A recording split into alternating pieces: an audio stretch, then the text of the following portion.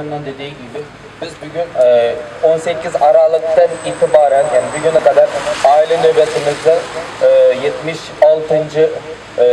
75. gününe geldik ve bu mücadelemiz Çin Nazi toplama kamplarında tutsak edilmiş aile üyelerimiz, tutsak edilmiş sistematik tecavüzlere maruz kalmış bacılarımız, tüm Doğu Türkistan halkı için biz buradayız ve nöbetimizi millet nöbetine dönüştürerek 8 Şubat'tan itibaren millet nöbetine dönüştürerek tüm dünya çapında bu mücadelemizi sürdürüyoruz.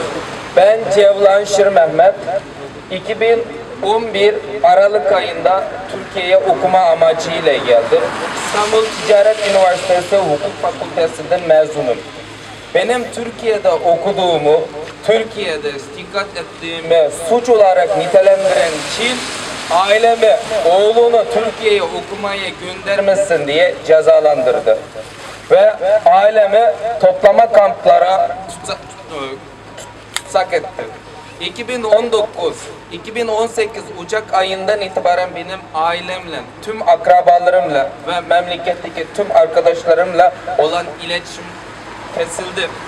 Medeni dünyada teknolojinin en yüksek hız ile geliştiği ve tüm dünya böyle bir medeni dünyada bizim insanlar uzaylarla iletişim kurabiliyorken, insanlar dakika saniye içerisinde diğer ülkelerle iletişim kurabiliyorken tüm dünyaya açık olan bu telefonumuz bizim ailemizle olan iletişimimize yaramıyor. Bizim ailemize aramamız için kapalıdır. Ve Çin şu anda kendisine bir devlet olarak, güçlü bir ülke olarak, bir ekonomik güce sahip, teknolojik güce sahip ülke olarak nitelendiriyorken, öyle gösteriyor ve tüm dünya öyle tanıyorken 35 milyon Uygur Türk'ü şu anda dış dünya ile olan iletişim kesilmiş durumda. Yurt dışındaki Uygur Türkler memleketindeki akrabaları ile, dost yaranları ile iletişim kesilmiş durumda. Burada gördüğünüz gibi burada şu anda 200'den fazla Uygur Türk'ü var. Hepsi şu anda ailesiyle, çoluk çocukları ile, akrabaları ile olan iletişimi kesilmiş durumdadır. 3 sene kimsenin, 4 sene kimsenin, 5 senedir. Bu bugün 21. yüzyılın bir lekesidir.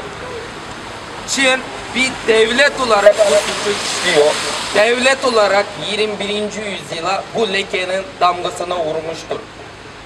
Ben ve benim gibi Türkiye'de ve dünyanın çeşitli ülkelerinde sadece eğitim almak için gittiğinden dolayı ailesi cezalandırılan, ailesi Çin'in adıyla eğitim merkezi ama tüm dünya insaniyet adıyla toplama kampa götürülüyor olan çeşitli işkencelere, bacıları, çeşitli tecavüzlere maruz kalan binlerce yurt dışında Uygur Türklere, hatta yurt dışındaki Uygur Türklerine hemen hepsi aynı durumdadır. Ve biz insanlığa buradan sesleniyoruz.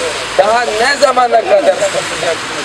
Bu suskunu daha ne zamana kadar susacaksınız? Devam edecek. Bir medeniyet, bir kültür, bir insanlık şu anda yok oluyor. Doğu Türkistan'da Çin soykırım uyguluyor. Türklere soykırım uyguluyor.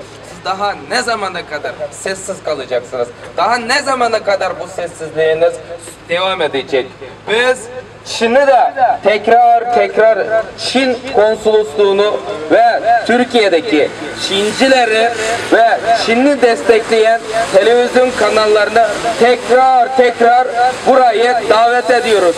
Gelin bizi yalanlayın. Siz Çin'e diyorum, siz güçlü bir devletsiniz. Tüm dünyanın karşısında kendinizi en güçlü olarak gösteriyorsunuz.